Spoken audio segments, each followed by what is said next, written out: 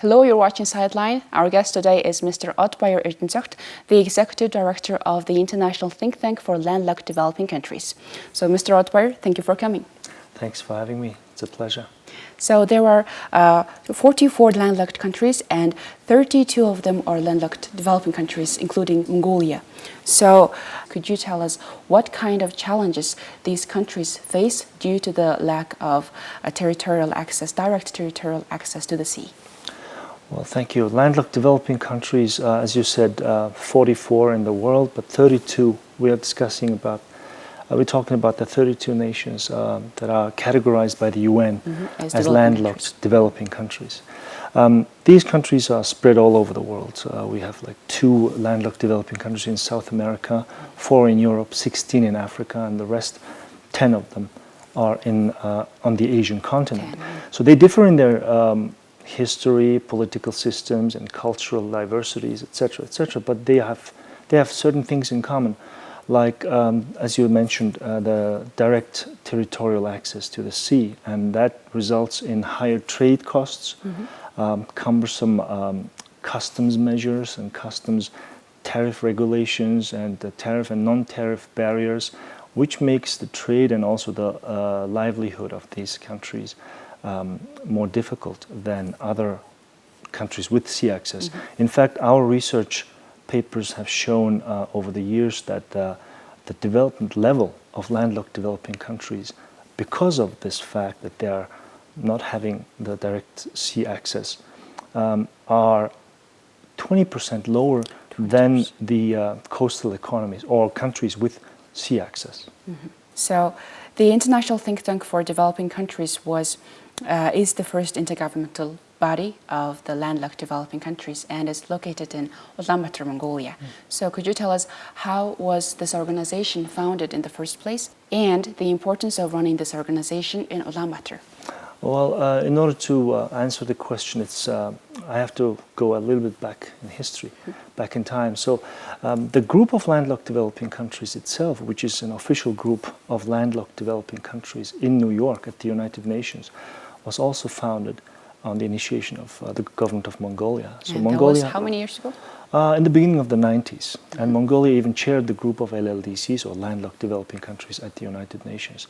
The reason why this group was formed is that landlocked developing countries, as I mentioned, they have these common challenges, and they understood that they can only tackle these challenges and problems if they come together as a group and then have their voices heard at the United Nations and on the international fora. So the group was established in the beginning of the 90s, but the idea of having a think tank, an intellectual intergovernmental organization that actually is driven by research and research work was born in 2006, again on the initiation of Mongolian government. So of course it took over a decade to formally establish this organization as an international body because it requires a lot of diplomatic work, negotiations, and according to international law, you have to have a multilateral agreement, and member states have to agree to it, and they have to ratify it, and they have to become party to it. So that's why it took so long. But beginning of 2012, when I became the interim director, we started operations of this think tank as a think tank with research work, with capacity building projects, and assisting landlocked developing countries, even during the time of our interim management scheme before becoming an intergovernmental body. But it was very important to have this international organization because this is a think tank where research is done, and only landlocked developing countries themselves can understand and determine what their problems are, and then in order to really work together, form a common position at the United Nations level, but also on the think tank level, and talk to each other. And it was a great effort, but a very successful one. And the importance of having a think tank, an intergovernmental organization hosted in the capital city of Mongolia is, of course, very important, not only politically, but also strategically, economically as well. If you have this headquarters of this international organization, at least we have our board meeting once or twice a year. All member states have to come here, so we would have different conferences, capacity building measures here, also training, research work, and the brain pool is not only consisting of Mongolian researchers but also from all over the world. So it has great importance. From the landlocked countries? Not only landlocked countries but also from developed countries. So our goal is really to gather all the great minds from all over the world. And because you asked about the importance of hosting it here in the capital city of Mongolia, let's talk about the economic impact. If we talk about conference tourism, for example. Usually all these meetings of landlocked countries happen in New York, Bangkok, or Geneva. But having this think tank here, we do usually organize our conferences here in Ulaanbaatar, in our host country. Of course, we do organize different activities all over the world, but mainly here, and that brings a lot of knowledge and experts to Mongolia, and it also brings a lot of economic income to Mongolia. So it's not only economically but also strategically, politically of great importance to have an intergovernmental organization, its headquarters in a capital city like Ulaanbaatar. Okay, so the think tank is a research organization. So since you started your operations, what kind of research has your organization worked on? Well, the research topic is quite interesting because we have 32 member states, and these countries have different interests, and they actually approach the think tank and then they come up with ideas, or they come with their needs. They sometimes need research in the health sector, then we have to do the research in the health sector. But mainly we focus on 5 different areas that are very important to all landlocked developing countries, like infrastructure, international trade and trade facilitation, transit transportation, digital connectivity, ICT development. All these areas of great importance for a developing country are actually addressed by our think tank through our research projects and research papers. So would you like to highlight one of the ongoing research that you're conducting? Sure. We currently, of course, because of COVID and the pandemic, we are a little bit limited in terms of our activities and outreach in different countries and different member states. So at the moment we are only, unfortunately, of course, concentrating our work on Central Asia and Mongolia, because one of our 3 big projects is actually addressing the Central Asian region and Kazakhstan at the moment. We are implementing a project on the connectivity of Kazakhstan. What kind of connectivity? It's a big research project under the umbrella theme of connectivity, and then we look at 3 different areas of connectivity. One, transit and transport connectivity of Kazakhstan. The second one is the digital connectivity, ICT development, internet access and access to the marine cables. And the other one is a trade connectivity. How well is Kazakhstan integrated to the region and also to Asia? So that's one project. The other one is, at the moment, we are setting up a digital portal for also the Central Asian region. Actually, 3 countries are covered: Mongolia, Kyrgyzstan, and Kazakhstan again. And we are looking at the possibility of setting up an infrastructure co-deployment portal, an international internet online portal, where countries of this region actually put all the data in when it comes to infrastructure development. And they should use this portal to first of all calculate how beneficial this project is going to be, what kind of economic impact it would have on the certain economic corridor development, as well as how different member states in a region can actually work together. If they knew what kind of infrastructure is coming from your neighboring country over your border, they can actually connect their infrastructure development plans so that you have different countries with different infrastructure development projects, but if they are connected with each other in efficiency, then you have a big advantage. Great. So you've mentioned lots of the difficulties that the developing countries, which are landlocked, face. So especially in terms of trade and transport, and in the terms of Mongolia. So what kind of transport and logistics challenges does our country face? What would you say? Specifically in Mongolia, we are closely working with the private sector, and that's very important for a think tank. Not only working with the decision makers and the government, but also work with the real actors and real players in the specific sectors. Now you're talking about the logistics sector and transport sector. At the moment, just 2 weeks ago, and actually this problem started back in November when the lockdowns came. Over 4,000 containers were actually delayed at the Tianjin port, and that really resulted in difficulties in terms of trade cost, and also the customers who were actually working with or contracting the freight forwarding companies, they would face economic difficulties. They have to pay at least $200 more for the transportation and for the shipment, etc., etc. So that's why we worked very closely with the national committee and national associations in the area of freight forwarding companies.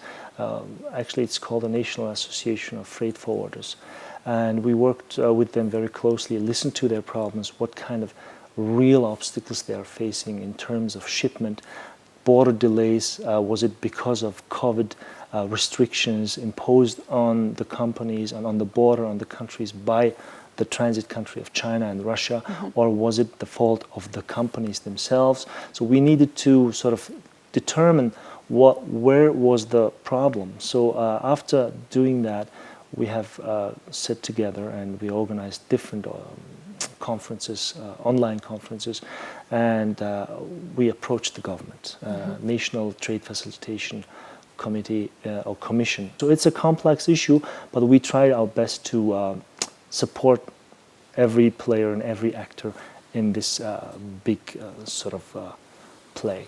So I would like to ask about the Vienna Program of Action for Landlocked Developing Countries. So in 2014, at the second United Nations Conference on Landlocked Developing Countries, this Vienna program was for the decade from 2014 to 2024 was adopted. What did this program for action cover, and what maybe solutions or did it propose? Yeah, it's the most important document that we have as a group of landlocked developing countries. As you see, every 10 years, the United Nations gathers all landlocked developing countries, and we discuss our problems, we discuss our challenges, and also way forward. So before we had the Vienna Program of Action, we had the so-called Almaty Program of Action, which was also going for 10 years. For the past decade. For the past decade. In 2014, we sat together and we talked about the lessons learned, and then we saw room for improvement, right? So in 2014, we have sat together and we determined, we were determined to have a better plan, better program adopted by the UN and by all member states. And the Vienna Program of Action was passed for the next decade. There are 5 priority areas, and these 5 priority areas are really very important to all landlocked developing countries, whether it's an African landlocked country or an Asian landlocked country. Are they those previously mentioned 5 focus that your organization have? Absolutely. So we are driven by the 5 priority areas of the Vienna Program of Action, just like the UN. And these priority areas are also based on the SDGs, Sustainable Development Goals of the United Nations. So it's a very closely linked document with the SDGs, of course. So it's everything under the SDG umbrella. So 5 priority areas are very important. One, it's infrastructure development and maintenance. That's important for all landlocked developing countries.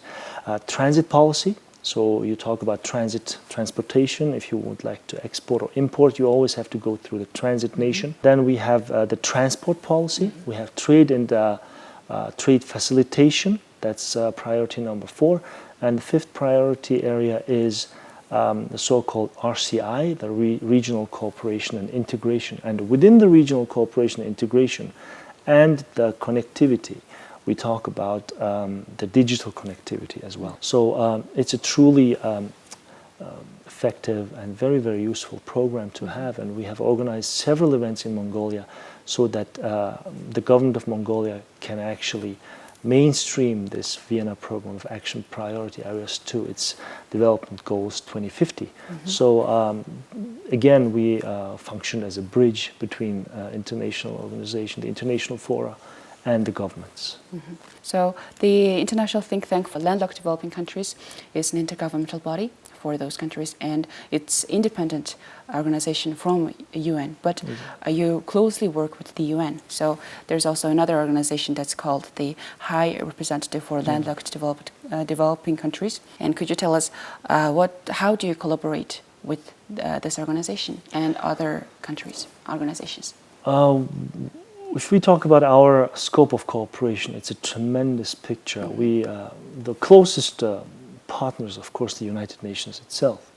And the United Nations is working through its High Representative's Office with landlocked developing countries. It's based in New York, and it's the UN arm of the Landlocked Developing Countries group. So it's the same as the group for landlocked developing countries? That was the group is a 1990. separate group, but the High Representative's Office is a UN body legally, and it's actually working for the group of landlocked developing countries and least developed countries, as well as a small island developing states. So the closest partner at the UN, our closest partner, is the High Representative's Office of the LLDCs. But we are not only working with the High Representative's Office only. We are working with the UN ESCAP, the regional commissions of the United Nations in Bangkok. We work with all UN agencies in Geneva in terms of trade and international trade facilitation, with WTO. We work with all the political organizations in New York when it comes to the UN cooperation. So we do have an MOU, and we have been working together since 2012. So it's a very close collaboration with the United Nations, and but that's not the limit. We have to work with all think tanks as well in the member states. So our strength is not the close cooperation with the United Nations only. We're also, by the way, official observer to the United Nations General Assembly. So we're every year we're invited as official observers, and we do have our seat in the General Assembly hall, and etc., etc. But our true strength of the think tank lies in our collaboration with universities and with domestic think tanks in member states, because the member states and their think tanks in their capitals or in their universities are our core strength, because in terms of data, availability of experts, it is very important for a think tank to have not only political relations with member states, governments, and the United Nations, but also to have the best possible access to data and access to experts in those member states. Okay, so unfortunately our time is coming to an end. So what final message do you have for our audience? Well, for the audience, it's thank you very much for MNB World and for the team of Sightline. Great, tremendous job you guys are doing here. It's a pleasure to share the work we do and the results we actually produce. As a closing word, so to say, I would like to say that we all need better collaboration, not only internationally, especially the pandemic showed us that diplomacy, collaboration, cooperation is crucial, and the connectivity is even more crucial. And I hope that in the future, not only on a country level, but also internationally, cross-border, we have better collaboration, better understanding of each other, so that we can tackle and recover from this pandemic and this economic slump we are in at the moment. Thank you very much, Mr. Odbayar Erdenetsogt, for coming here and talking about this, your wonderful organization and its activities. Thanks for having us. Thank you very much. You've watched Sightline. Our today's guest was Mr. Odbayar Erdenetsogt, the Executive Director of the International Think Tank for Landlocked Developing Countries. Thank you for watching. Goodbye.